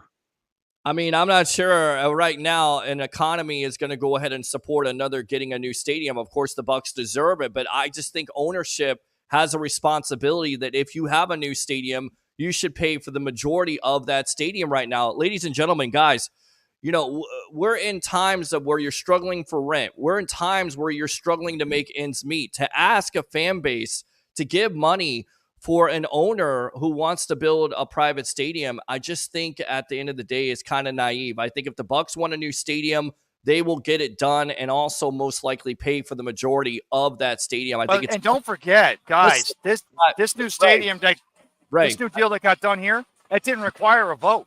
Yeah. The city of St. Petersburg, I want to ask the city of St. Petersburg, the residents here tonight, you guys are having sewer problems dumping into the bay. Your education, maybe your infrastructure needs investing. Would you have approved to spend $700 billion on a new stadium to keep your raise? The fact that they kept it in the lease didn't require a vote. And I would pose, I don't know of many cities in America in 2023 that would pass a law to spend $500 million to build a stadium for a sport. I'm just wondering. I think there's a time and a place for it. I'm not sure if this is the time or the place. I'm a sports fan, but also I'm a realist. And I think, look, if an owner wants to build a stadium, they'll be able to find the money and the revenue to build that new stadium. Now, as far as Tampa, do they need one? I mean, this is one of the greatest football stadiums out there. Is it a little bit hot in there? Yeah, you probably need some more cool zones and everything like that. But I don't anticipate them trying to get a new stadium for the Bucs anytime soon. I just don't. I don't see it, guys. Actually, we're going to go back to the comments. That's a really good point. Andrew Faubert says, yes, that's exactly. Jimmy says, Fort Myers needs a major league team. Ray, do you think Fort Myers needs a team? Actually, this young lady wants to know if Fort Myers needs a major league team. What do you think if there was a major league team? Do you think that people would go to the games in Fort Myers? Okay. Do you think that people would attend a game in a Major League Baseball game in Fort Myers if they had an expansion team? Say something. Yes, I am Hi. talking to you. Hi. Can I say something? Sure, absolutely. Okay. I was at the game tonight, Yeah. and it was very sad that we lost. However, Do you like the dance? What? Do you like the dance? Yes, I like to dance. However, we were at the game tonight. I have never met people that were so much fun. Okay, yeah. There was a girl and a guy with their kids. They were from Canada. And oh my God, I've got extra fat right now. Oh my God, I am so much skinnier than... Holy shit, no. All right. Okay. All right. That's Let's enough. go ahead. Let's cut that off. Let's go ahead. Yeah, let's get rid of that. Okay. Let's cut that music. Ladies and gentlemen, I'm going to cut the music. We are back over here live. And Ray, I'm going to bring her back on, but we can't. We got to avoid some of the curses. Yeah, we can't be cursing here, guys. Like, come on. I did not curse. No, you didn't. You didn't. What Are these what somebody kind of... farted, and that was holy shit! Somebody farted. Oh my God! Peter, I think farts are fucking funny. Okay? Yes, they are. I think farts are funny. I can actually talk about farts for hours. Okay? You can? My dogs are not happy when I fart under the blanket. Okay? Penny will come out and she's annoyed. Scooby will stay under there for a minute and want to touch anything that smells like shit. Your dog. Where are you? I'm just telling you. Holy shit! They are not paying attention to me, which. We are. You talked about Scooby. We love Scooby. When we do Scooby-Doo, we have to dance. Scooby we've had for 5 years. Scooby goes under the covers and gets pissed off if somebody farts under the covers. He comes back. You guys, stop with the farts. I can hear them. It's not me. Nobody has to fart this fucking much, okay? Oh my God. Scooby comes out from under the covers. He's pissed off, okay? Penny goes under the bed. Did he come under the covers or on top? No. Scooby's under the covers. You guys, come on. Oh, Jesus Christ. This is not even normal farts. Right, I know Oh this is pretty good.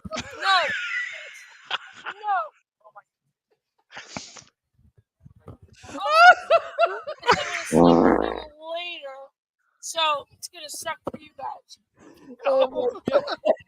Did you hear her? She was awesome, Scooby. What's up with Scooby? Scooby don't like the farts. I'm sorry. Read the comment from Tom Mamula for the night here. Had too many Scooby snacks.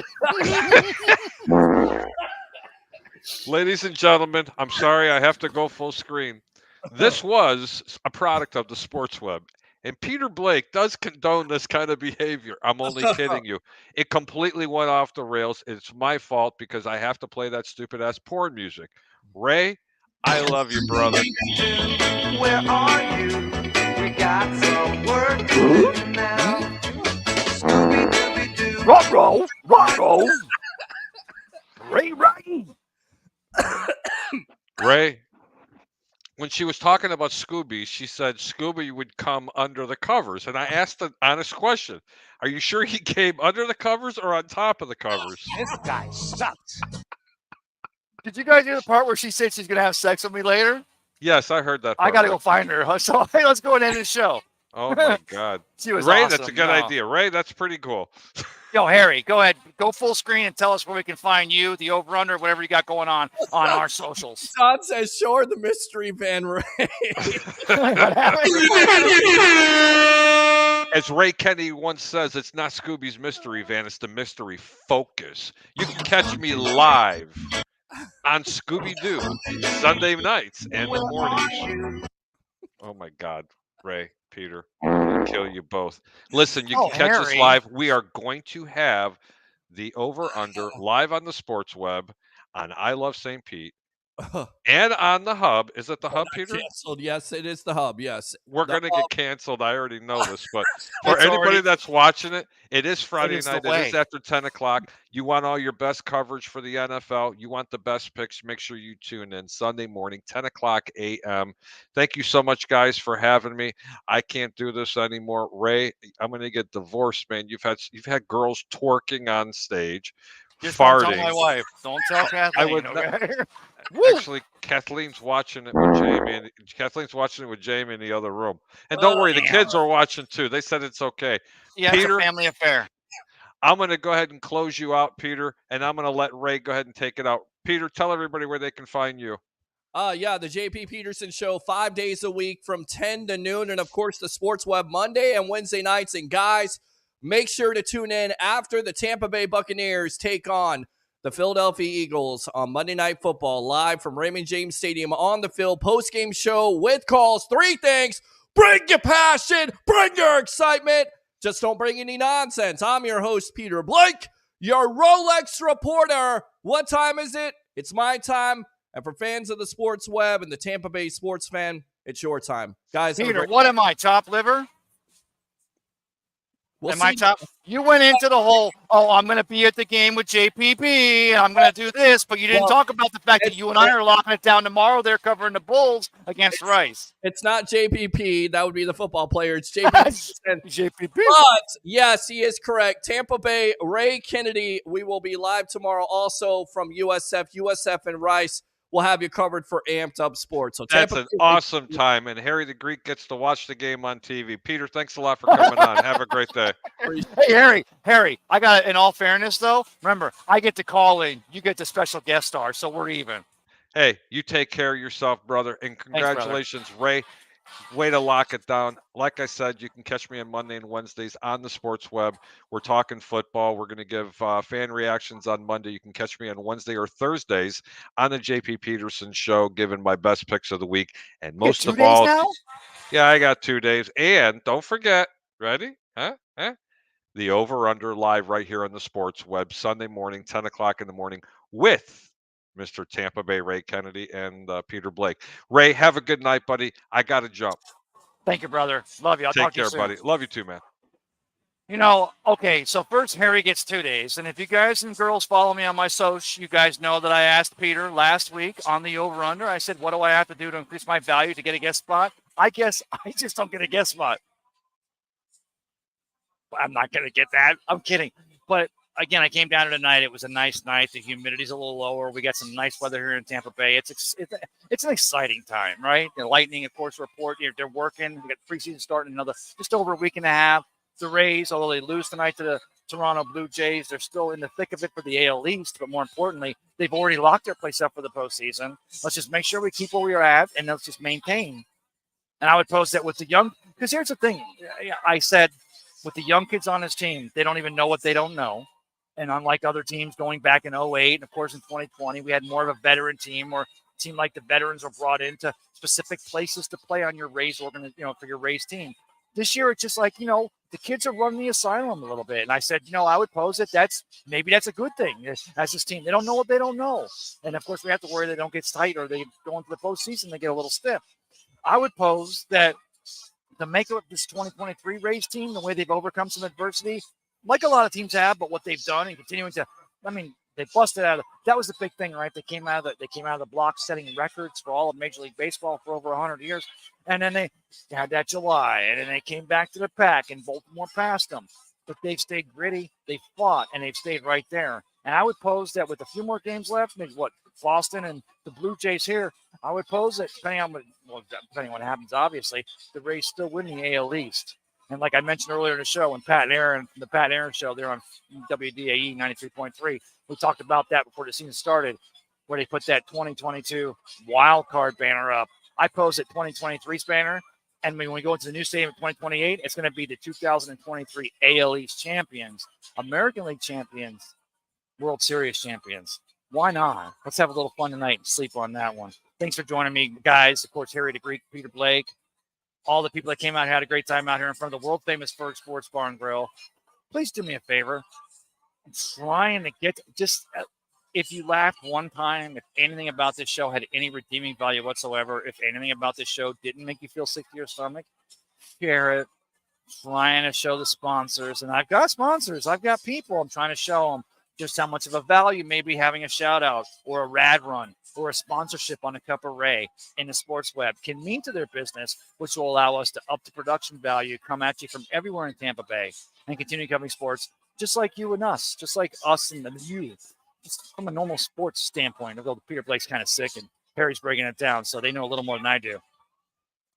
Let me see if I have more comments real quick, since no one's complaining about the music. Oh my God! Holy crap! I got some comments. I gotta. Zach Mitchell says Ray is lit. Zach, thank you so much. That's a compliment, I think. Yeah, it is. Christopher Cole, I'm dying laughing. Christopher, I've told you this. You're my target. You're my guy. Not only because you saved my butt so many times. It's after 10. I can say it. You've saved my ass so many times with sound checks and making sure everything was right.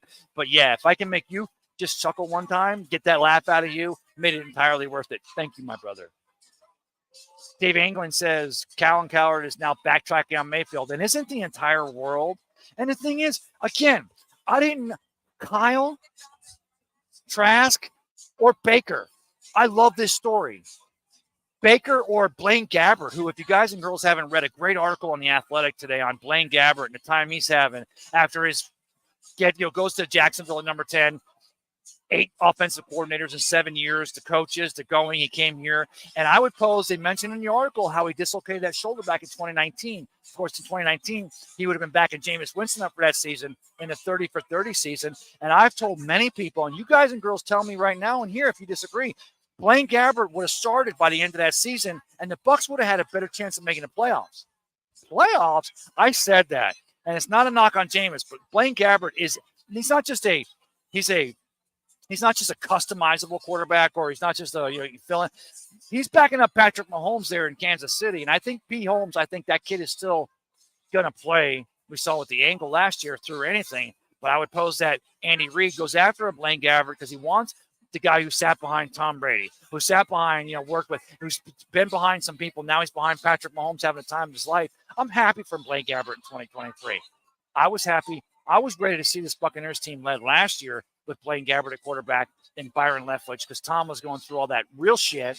And, of course, the offensive line, the issues on there, it didn't matter who you had playing quarterback. We had no time to throw the ball. We had no running game. We had no creativity. And our defense was tired before halftime. When Jason Light and Todd Bowles bring Dave Canales in, and it's a new offense that's going to do this and predicate and work on the run and do this, I'm like, and are you still going to keep that world-class defense? You're still going to keep that Todd Bowles defense that shut down Patrick Mahomes and the Chiefs in 55 and rock the world?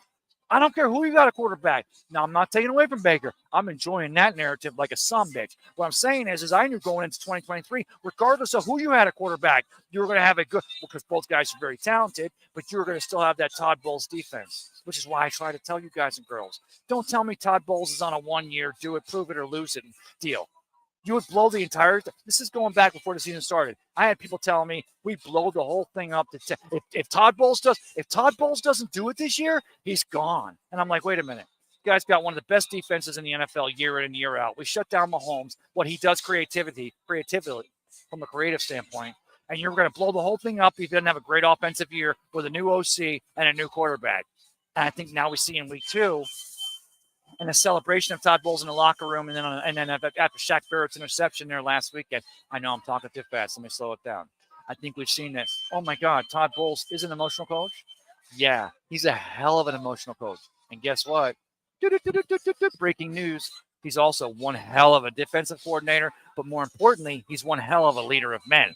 He's a great coach, and I said this before the season started, Todd Bowles is going to be in the top 3, if not coach of the year in 2023, and I've seen nothing for only 2 weeks, small sample size, to make me not believe that's not true. So, okay, I'm getting off a soapbox. Zach Mitchell says, Ray is big highlight guy. Yeah, I am. I am totally. I'm a mark. Alberto Velez says, so lit. Alberto, thank you. You were there you were my first. Andrew Faubert says, nah, I need baseball close by for when I retire. Keep the Rays. Oh, Andrew, you're coming down here? The future really is green. Too soon. Stephen L. Campion Seek says, really lit. LOL. I actually said, the right number of ha-has. I'm on a roll. Alberto says, wow, who has said shut up, Ray? And we love you. Man, I can't tell you how much that means to me. Andrew Faubert says, if they move the Blue Jays games to vacation cruise season, you could add those tickets to packages, sell out their level with Canadians. So here's the deal, Andrew. Here's the deal, is that if baseball, of course, it would be crazy and like everything north of the Mason-Dixon or north of, if baseball were through the months of November through like March, I mean, we'd sell out every game because Florida, we're a vacation destination during the winter. So I get that. That's what we do. That's what Tampa Bay do. That's how we got a state income tax free state. That's our main derogatory of funds is through the tourism industry. It's one of the reasons why you have such a tourism related type of host here on Cup of Ray. But that being said, Blue Jays fans and Canadians just don't want to come down here in July and August. I get that. So I've said this. I'm going to throw a little nugget here at the end of Cup of Ray. I pose that when the new stadium gets done in 2028 and Major League Baseball's accepted expansion and they want to get to 32 teams, and let me tell you why they want to get to 32 teams. They want to take their lead from the brethren or big brethren, the NFL, 32 teams, 4 divisions of 4 in each division, right? Or in each conference. So you got 16 and 16, 32, 4, 4, 4, and 4, 4, 4, and 4, and 4. Major League Baseball currently isn't there. They have to expand by 5 teams to get there. And I would pose, this may seem sacrilegious, but I don't think so, because this is just coming from a Rays fan, boots on the ground here in Tampa Bay, that if the Rays were in a division with a Cubs and a Mets and a Marlins and a Braves, we saw the Braves sell out almost Tropicana Field here earlier this year, but the Rays, we still represented. I was at those games. They're in the outfield and the track there. I would pose that if that Major League Baseball does go to an expansion, that New York Yankees and Boston Red Sox, they're front runner fans because we've been kicking their ass for 5 years now. And I'm telling you, you still got your Stugats over there at the stadium from New York to come in and see the Yankees. But the fact of the matter is the Yankees have sucked so badly that they ain't bringing what they used to bring. I mean, you don't go on the road when the Yankees, it's the Yankee series this week. Watch out. We're going to see a bunch of New York tags on the road or a bunch of New York Yankees. They still come because it's still DiMaggio and Ruth and Casey Stengel and, but they don't come like they used to. And I would pose that maybe Major League Baseball, as you get that brand new state-of-the-art $1.2 billion, probably cost overruns to $2 billion, stadium built for your Rays, that putting them in a more jiggy with a division may not be more interesting than Major League Baseball, because at the end of the day, Major League Baseball, Rob Manfred, the commissioner, works for the owners, but the owners also realize the better the unit does, the better they do. I'm just throwing it out at the end of a show. It's something that popped into my head. a couple of times. We'll see. Thanks for the comment, Andrew.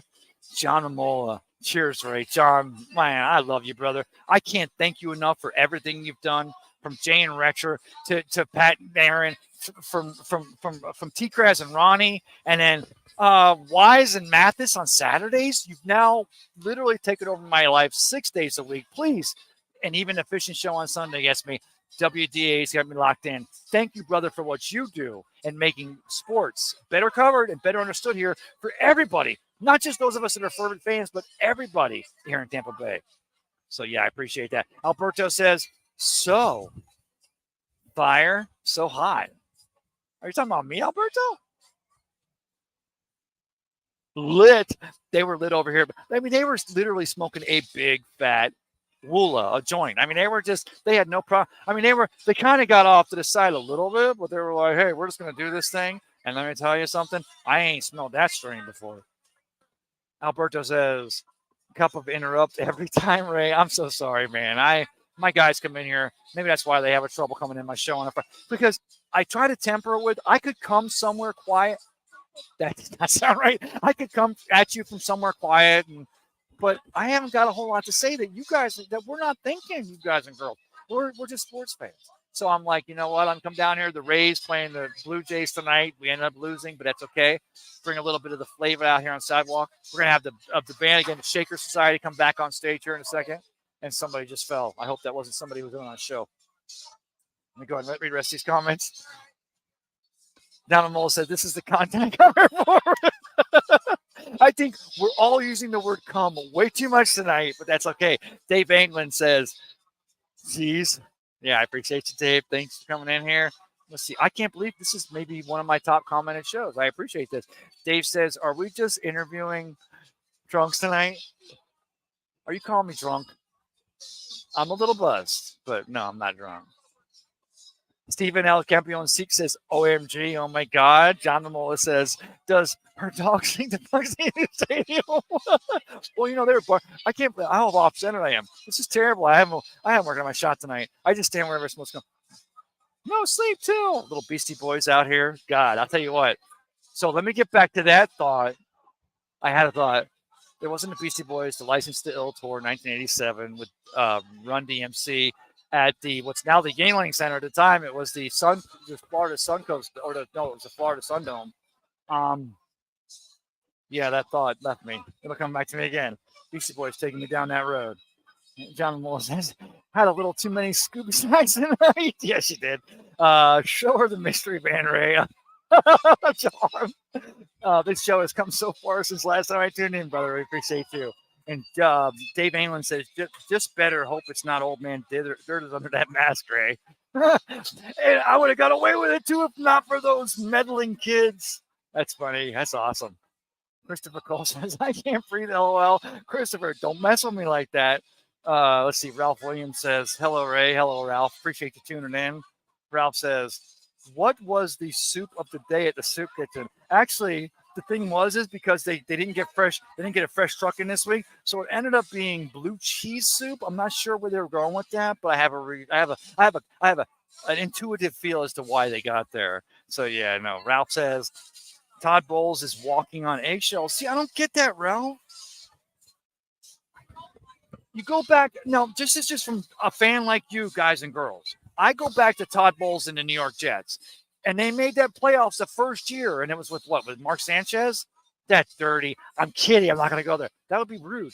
But the bad moves that they were making from the top and the general manager and ownership of the Jets, they gave Todd Bowles a hand. They dealt him a hand he couldn't even play with. And he still was trying to make it work with his formative defensive skills. And everybody, we've seen it. Todd Bowles on the sideline. Oh, do you mean to tell me that we're defining Todd Bowles on last year when Tom and Byron was still running this team and maybe Uncle Bruce up in the corner office because it was the offense and the Risket Biscuit and Tom Brady, the greatest of all time, who had a bunch of shit going on and didn't have an offensive line? And Todd Bowles was over there going, no, we're going to punt on fourth down. And Tom Brady goes, no, we're going to go for it on fourth down. And Todd Bowles, get your lanky, skinny, what? I can't even think of it, ice cream eating butt to the sideline. We're going to punt it. And the Bucs punted, and then we end up stopping the Saints, get the ball back, and we win in a walk-off. And wasn't it Rashad White's first touchdown, or was it K-Dot? No, it was Rashad down there at the south end zone. Todd Bowles can coach a goddamn team. Todd Bowles is a great leader of men. He is one fucking hell of a defensive coordinator. And I got so tired of people telling me that Todd Bowles is on a 1-year prove it or lose it deal. And I'm like, really? You got Frank Reich trying to find his ass from a hole in the ground with a 4'3" quarterback. You got Arthur Smith trying to hire the entire Saints defensive coordinating staff to build their defense to go with their offense. And the Saints that can't figure out, David Carr's actually doing pretty well. And they get Bijan Robinson, great draft pick, I think. But you're ready to blow it up with one of the best defensive-minded coaches in the game. And we go back to Tony Dungy. We go back to John McKay, even when he comes from USC with the whole innovative, the band's getting ready to go on stage. I'll end this show real quick, so I apologize. So I can go find the band members. Andrew Faubert says a realignment would be good, too. I agree. Yeah, Andrew, you know Tampa Bay. See, that's the one thing I love about you, Andrew. I've always loved about doing shows with you. You are the only, other than my Canadian friends who used to always come down every year, from Canada and visit Navy Bowling at the bowling center, and it was the Seminole Lanes, the West Coast's finest family fun center. But I got to be so many friends with so many great Canadians that would come down here every year like clockwork on the day, boom, boom. And not that I'm not wanting them here, but I get the reason why. If I live in Canada, Tampa Bay, we want to plan a trip to Tampa Bay. Well, we don't want to go in June, July, August, or September. Yeah, I'm finishing up. I was talking about why Canadians may not want to come to Florida in like July and August because it's nice where they're at. They're good people, right? Oh, wait, are they not? Are they being nasty? Okay.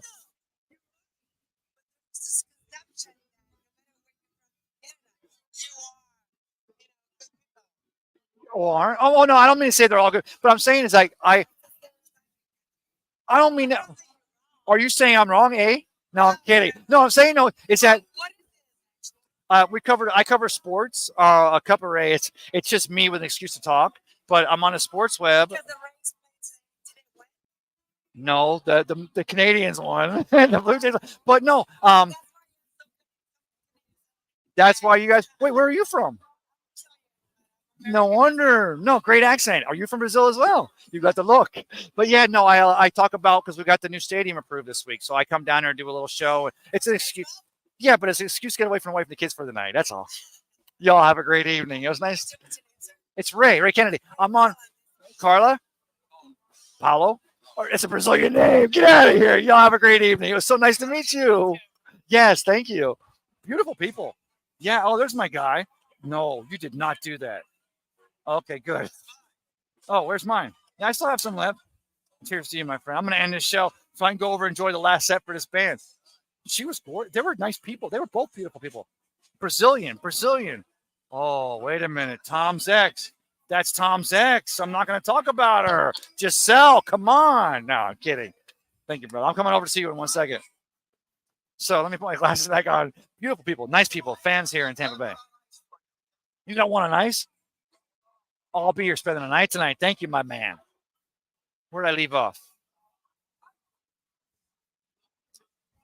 You see, now, okay, Ralph, I went a little hard on you there. Andrew Faubert finished off with a realignment. Oh, that was my last comment. Okay, so let's call it an evening. Share the show because let me give you guys this. Okay, so if this is just me coming down here, I want to talk the stadium. I got Baker, and I want to tell you 2 stories real quick. Well, the one story I already told. I changed my screensaver today because one of the reasons why is every time we go live, I'm usually not dressed, which I'm not dressed for tonight for anything.